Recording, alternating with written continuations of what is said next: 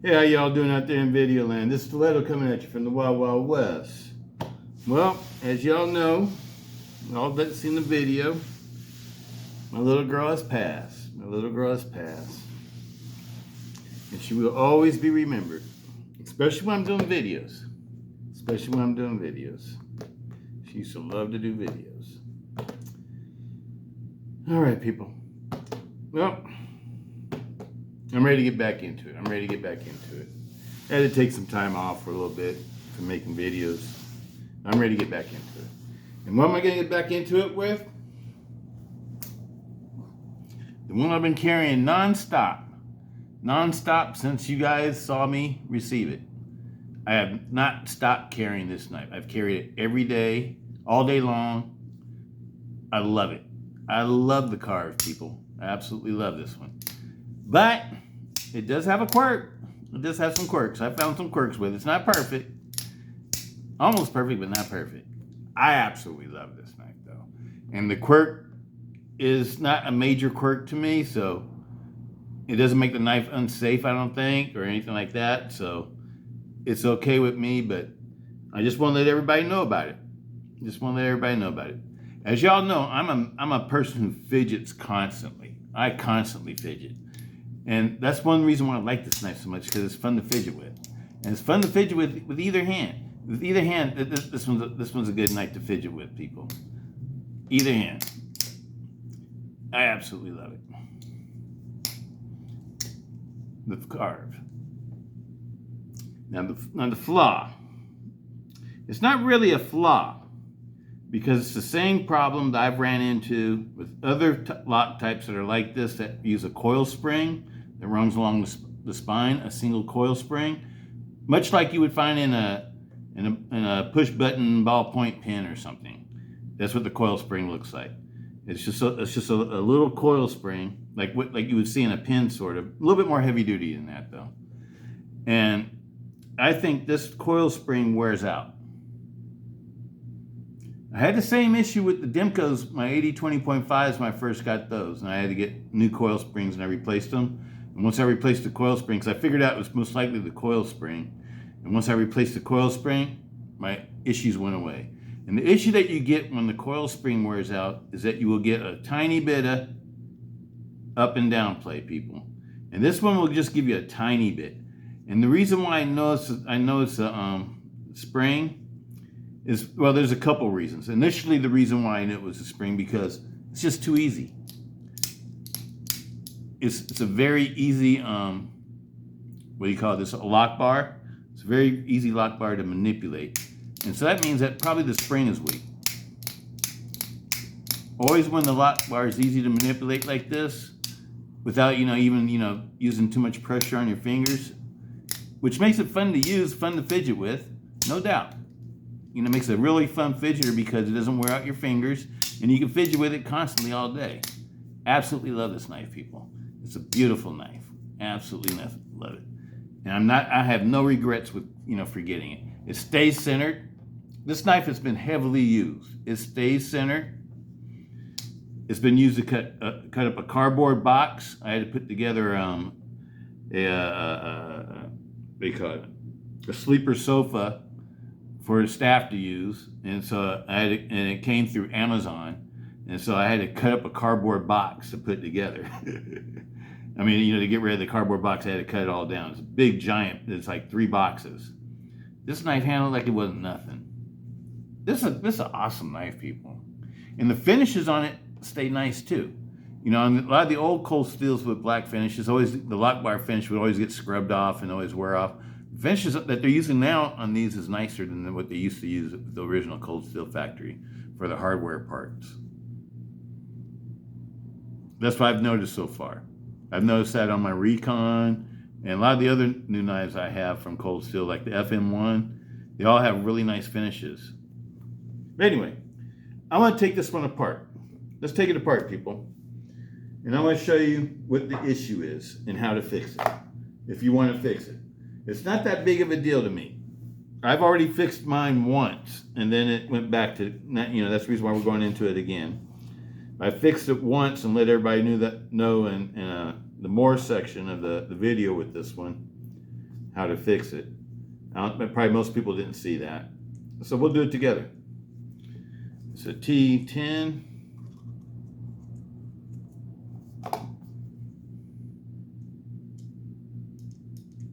There we go.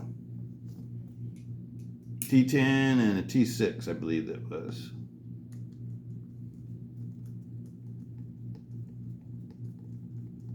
This is a very easy knife to take apart too, people. It's not a big deal to take apart. Let me get a rag out here so I can see my little screws and stuff. It's hard for me to see them on this black background. There you go. All right. Now we need a T6.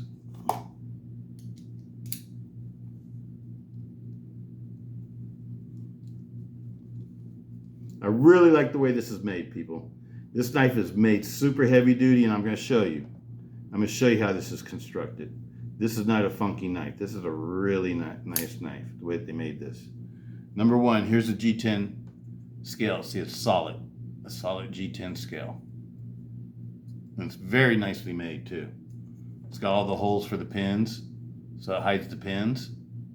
So the pins actually go through into the G10 handle scales. Through the steel liners into the G10 handle scales. The steel liners are 1 millimeter thick. Got another screw right here that holds this liner on. Now this is what I don't know what this is. If anybody could tell me what this means, the BAFV. Can anybody tell me what that means? If you know what it means, leave it in the comments, because I do not know what that means. You can see this knife has been lubed. Before I want to take it apart, it's pretty dry. But this knife has been serviced by me already. I already lubed and tuned it before. When the first time it developed up and down blade play.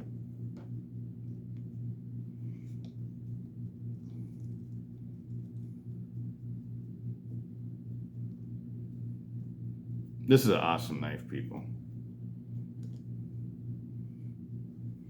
There's the phosphorus bronze washer with the Teflon washer. The Teflon washer is right there. You got one phosphorus bronze washer, phosphorus bronze washer, and Teflon washer. Teflon washer goes against your blade tang. Here's what the inside looks like. Look how heavy duty this is. This is a very heavy duty folder, people, as far as like these type of knives are concerned. I think it's just as heavy duty as the Engage. The Engage looks pretty much like this one does on the inside. But you can see how it locks up.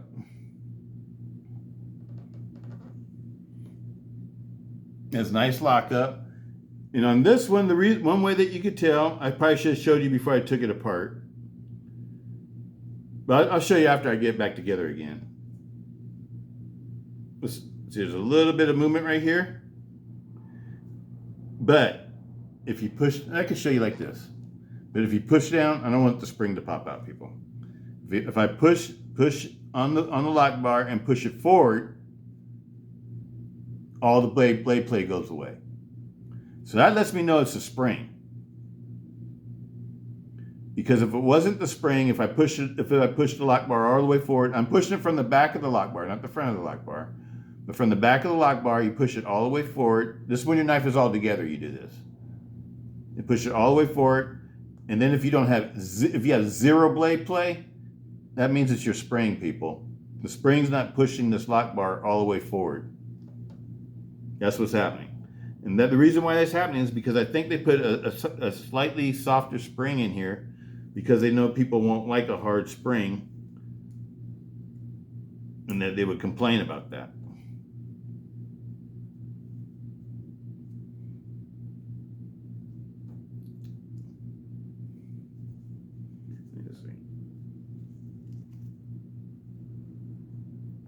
All right, we got it apart without losing the springs. And also, I want to show you another little thing too. On these types of locks, the two front pins, I like to use the matching size pins. I've noticed that sometimes you'll find that one of these bigger pins will be in the back, and one of the smaller pins will be in the front. I've noticed that on a couple of Atlas locks I've taken apart. And the way that you can find out is take your thickness gauge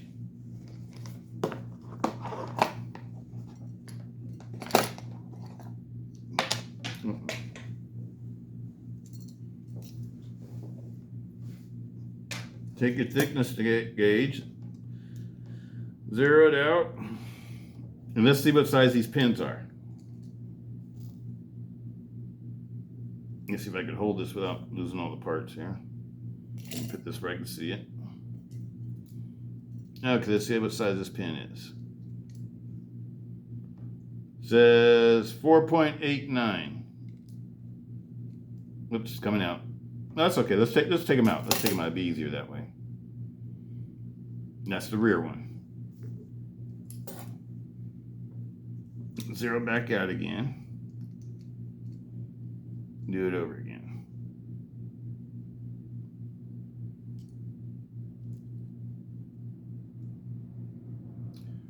4.95. 4.95. See that? 4.95 millimeters thick. That's what this one needs to be. That's the girth of it. And the girth of it, you measure the center of it, not where the pins stick into the liners and into the scales. You want to do the center of it where the blade tang hits. Let's do this one.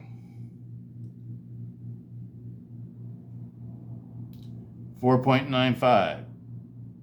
Those are the two that are the same size. This one right here, 4.85. That's the smaller one. The smaller one I always like to put in the rear. The two that are the same size I put in the front. That's what I just want to show you guys. A little thing I noticed with the Atlas locks. When you take them apart and you measure things out and you get to see what size things are.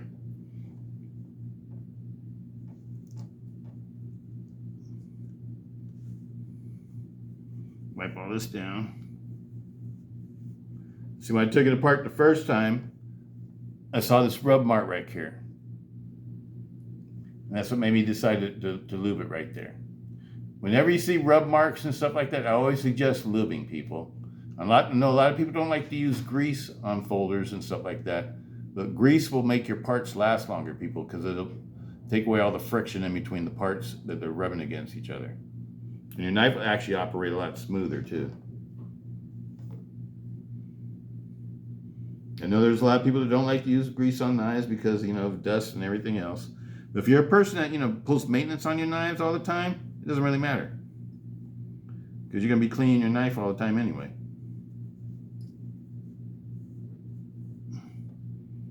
So that doesn't really matter. At least it doesn't matter to me.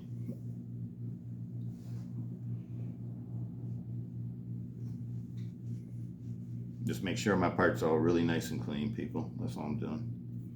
Before I put it back together again.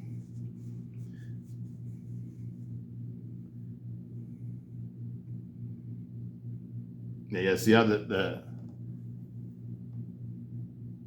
your pin's right in here, inside the steel and encased in the G10 also. That's a nice sturdy setup. These are a millimeter thick, just like the same thickness that's on the Mayhem. Actually, the blade thickness, I think, is it the same as the Mayhem? 3.8 millimeters? Can't remember. But we can find out.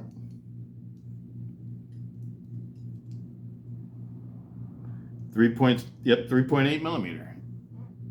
So it's got the same thickness of the blade stock and the same thickness for the liners as a Mayhem.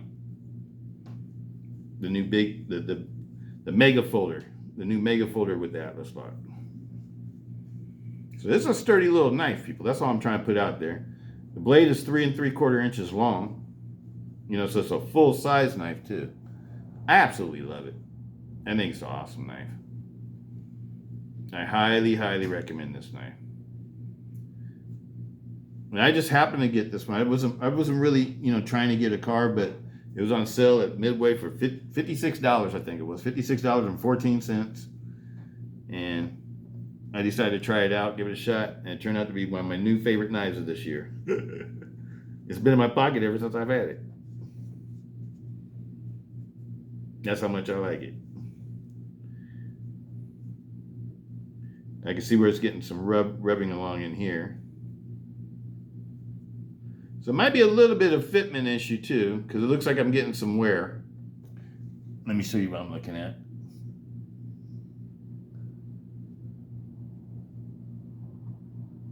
That's wear from fidgeting. Now, if you just open your knife, open and close it like a regular person. I guess I'm not a regular person, but like, you know, like a, you know, if you don't fidget with it or whatever, you're not going to have that kind of wear. So this knife would probably last a really long time. I think it can handle fidgeting myself, because what you see wearing right there is just the finish wearing off, where it rubs. It's not metal. This doesn't feel rough or anything. It feels actually pretty smooth. But you know what? That little bit of paint too can probably cause a little bit of a tiny bit of a fitment issue where, you know, it wears off and it makes it a little bit thinner in that area. So you might get a little bit of up and down. You might get a little tiny up and down tick from that. I don't know. That's a possibility. That's a possibility. But this looks like a very, this bar actually, you know, feels like it's pretty stout. Let's see what it weighs. I mean, it feels really stout, people. It doesn't feel like anything like a weak part or anything like that.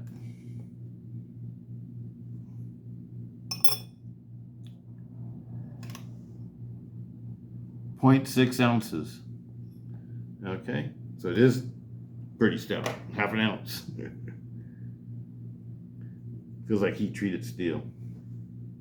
All right, well, let's go ahead and put this back together. And the other little trick that I need to show you before I put it all the way back together is I like to take my spring. First, you know, wipe off all the old grease. That's what I'm doing here, wiping off the grease.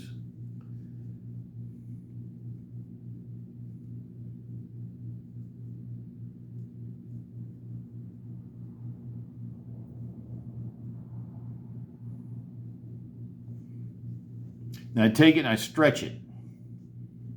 And you know, this will last for a little bit, people. You know, like if you're a fidgeter like me, it might last you maybe 4 or 5 days before the spring starts to, you know, lose its strength again. But you just stretch it. I grab it like, you know, take your fingernails and sort of like stick it in here in the ends, and then you just pull on it. Hold it out there for a few seconds. And stretch it out a little bit. And then I repack it. I repack it with grease. Where's my grease at? And then we'll put it all back together, people. All right. The big pins go in the front. Your D-shaped pivot goes, the pivot points towards the front. I mean the flat part of the pivot. First goes on your, well, we gotta wipe these down too. I didn't wipe them down yet.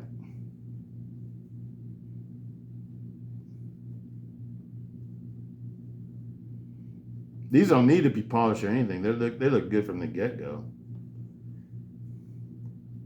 I wouldn't try to polish any. The only time I polish things, people, is when they get tarnished. Brand new washers, you don't need to polish because they're already nice. They're not tarnished all up yet. You always see people wanting to polish brand new washers. I was sort of like, why are you doing that? You don't need to do that yet. That's something you do after things wear down. Okay, these have little grooves on them. I like to put the grooves on the upside. You know, I'm gonna put a little bit of rubber cement on these too.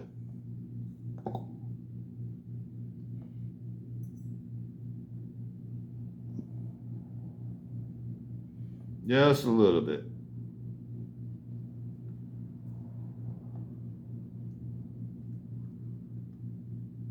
There's one.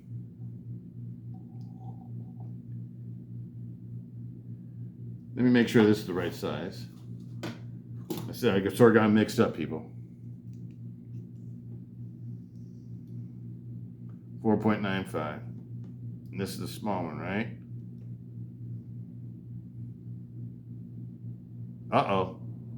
That's the small one. Yep. And you put this one over here.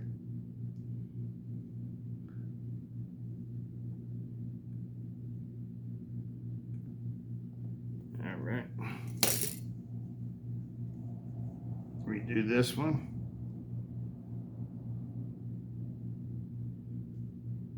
I'm looking for the threaded side. There it is right there. Put just a touch on the tip. Why do I do this? So it won't be vibrating around inside the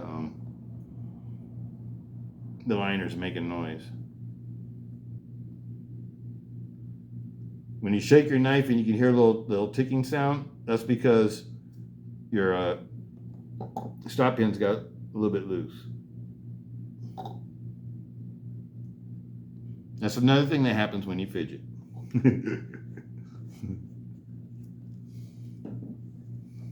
That's another thing that happens when you fidget.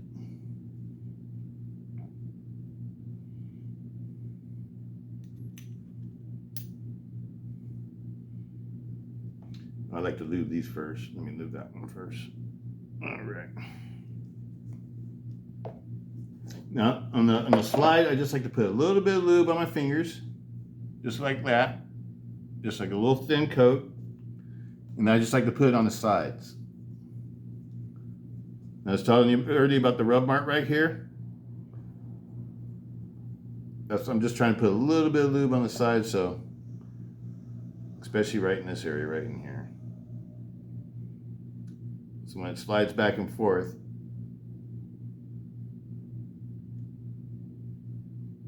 it won't be sticking.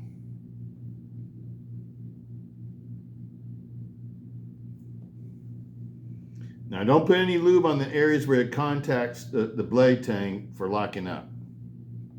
Those areas I don't want any lube on them. Just the areas in the back where it slides back and forth. Let's put the blade on next.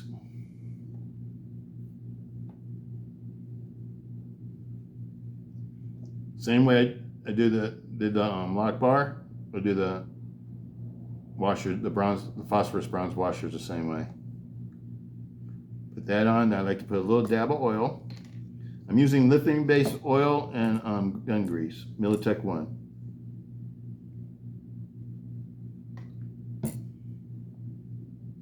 And I take the Teflon washer, still got a little bit of grease on my fingers. Put that on.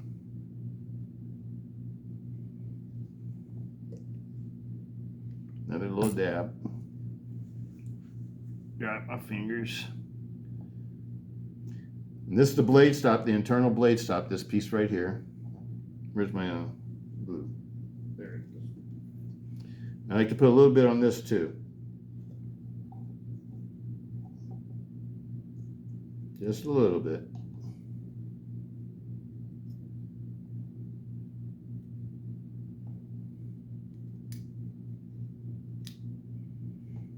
All right. Almost forgot about that part. All right, blades up next. Everything's all cleaned up.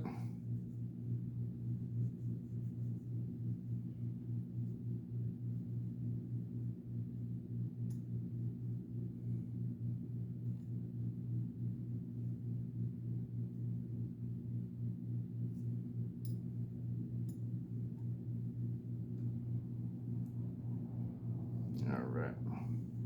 Put a little dab of oil on there. Next Teflon washer. A little grease on my fingers.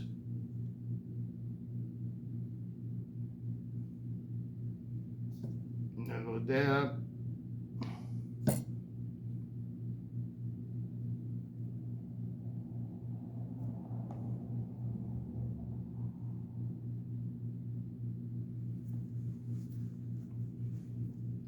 All right, now we're ready for the spring. The spring I like to pretty much totally put it in grease. And then I just rub the grease all the way through the spring.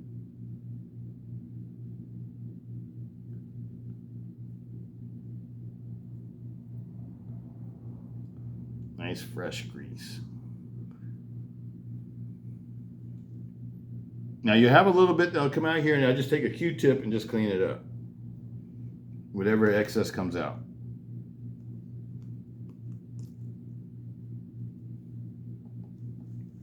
Now let's see if we got any blade play. No blade play, people. No blade play. Put a little drop of oil in here. Now we're ready to finish it all up. Ready to button it up now.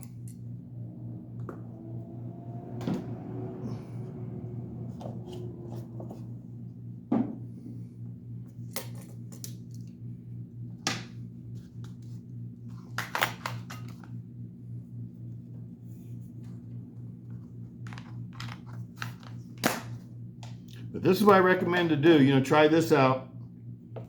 Because I had a couple of people ask me if I had any blade play in mine.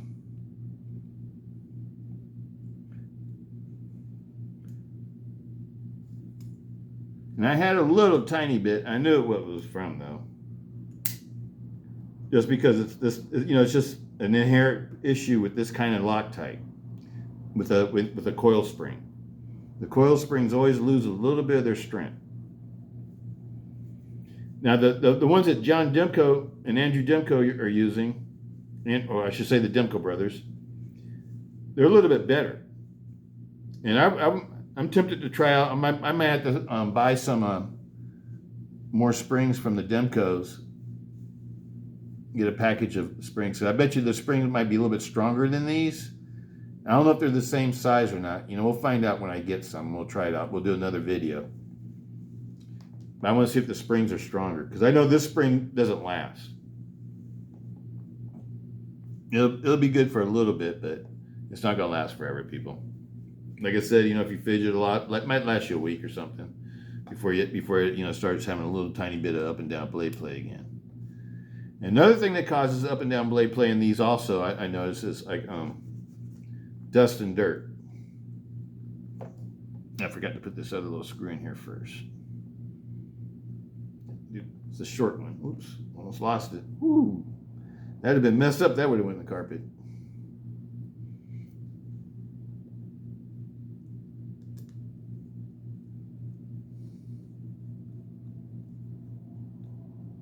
Just finger tight. You don't have to never torque things down, people. Because remember, you want to be able to take it back apart. You know, that's one of the cool thing about these kind of knives that you could take apart and everything is that, you know, you can unscrew everything and pull maintenance on them. That's what's cool about them. Get you some nice Weehaw tools, or a nice set of, you know, tools that you like. You're good to go.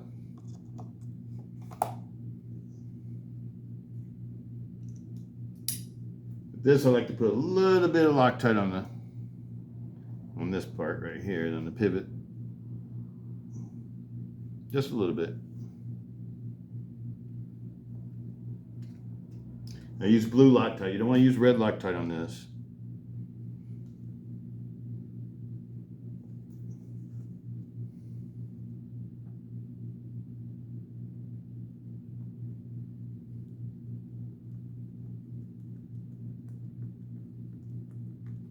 Screw it all the way down.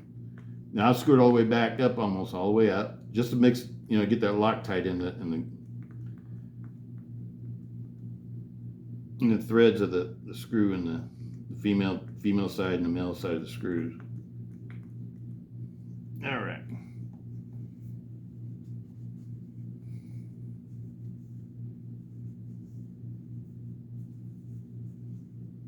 All right, let's see what we got here.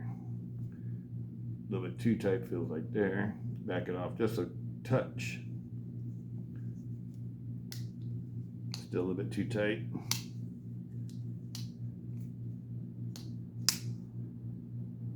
No up and down at all, people. So if you guys have that issue, it's the spring.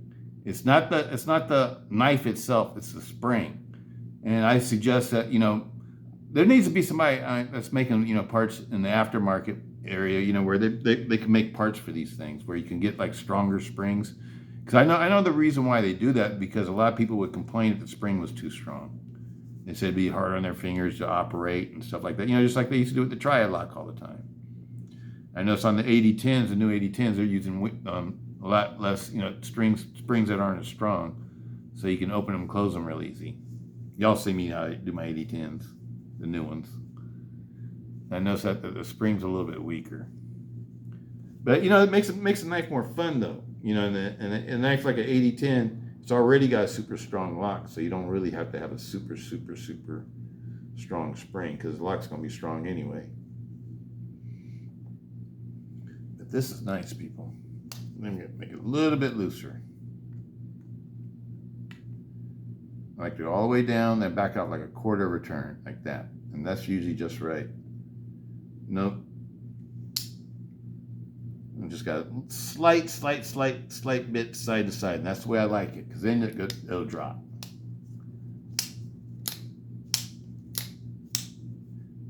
Solid, people. So that's how you fix that. The KARVE is it's turned in one of my favorite knives, people. And there's some ways that you can make this better. To give it a lot stronger spring. I would like to see some better blade steels. Japanese AUS 10A is perfectly good in a working man's knife, but I'd like to see. I think this knife would be cool with M4, like what they're going to use in the Swift 3. I think this would be a good knife for M4. M4 or 3V. Those are the two steels I know Cold Steel uses, so those would be the two I'd like.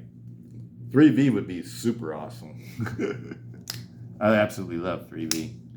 But I can't wait to get the new the Swift 3 with the CPM M4 blade.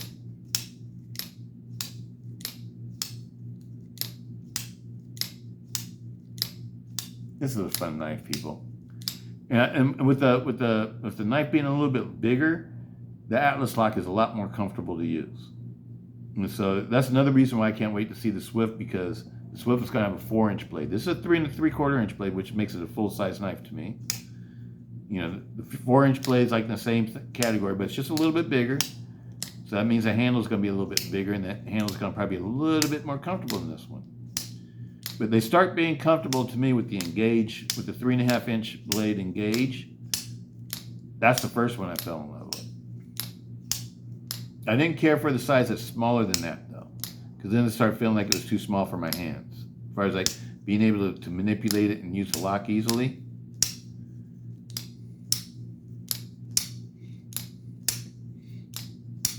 This is a beautiful knife, people. Absolutely love it. Absolutely love it. I think this is the next best thing to an Axis lock. I mean, Atlas, not Atlas lock. A Shark lock. I think this is the next best lock. Maybe I should do a video on that too, on all the different lock types I've tried out and what I think about them.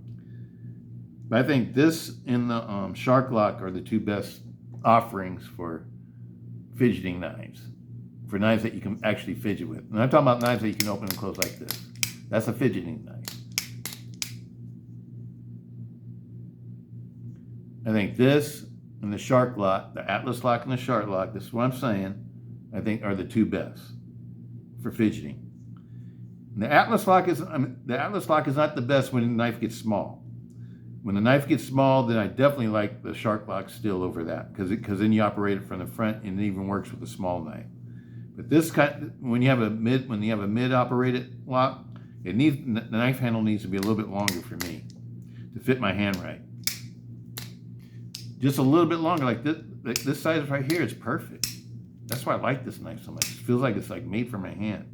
It's not, like the Engage has a lot more comfortable handle. The handle on the Gauge is awesome. It's like an 80-10. It's a super, super comfortable handle. And if you have to do cutting chores for a long period of time, I'd much rather have an 80, an Engage or the 80-10 or one of those knives. Or like a 4-Max or something like that. That's a real comfortable handle too. But this handle is very nice because it carries very nice. It's not too big. It's not too bulky. It's an easy EDC. It's easy to conceal. When I'm wearing my black pants like I wore today, it's like you don't see this knife in your pocket at all. And it hides away very well. It's a very well made knife, people. I absolutely love it. I love the KARVE. And I've been watching this knife. I've been noticing this knife for a while, and I just never got one because I didn't like the way it looked. That I wasn't attracted to it. But you know, when I tried it out at the Midway sale, I found out I absolutely love this knife. I wish I would have got it a long time ago. I think it's well worth $100 or a little bit more than $100, even with the Oz 10 steel, because it's just a fun knife. It's a very fun knife to use. It's like having an 80-10. I mean, not 80-10, but it's like having an 80-20.5 or 80-20S model or 80-20. I put it more in that kind of category, where, you know, as far as like how fun it is to use. But, you know, it can be improved with better steel. I even like to see some, you know, like the knife this size with, you know, different knife shapes, you know, blade shapes, like maybe a drop point or, you know, tonto point, clip blade, all the different blade types. I like to see, you know, the same size. I like to see Cold Steel make a lot of knives in the same size, in the 3 3/4 inch to 4 inch size. 3.5 inches is the 3.5 inch engage is very cool too. But I always wish the blade length was a little bit longer. I can't help it, people. You know me, I like a little bit more length. I don't really like going smaller than 3.5 inches. The only knife that I really do that I like to carry is the 80-20.5s with a 3-inch blade. But I just like those knives so much, it doesn't matter. And the handle fits my hand very nicely too. That's another one that has a great handle too, is the 80-20.5s and the 80-20S models. But anyway, people, absolutely love it. This thing ended here. Rest in peace, Juno. We miss you, sweetie. We wish you were here with us making this video. We love you, kiddo. Peace. Stiletto.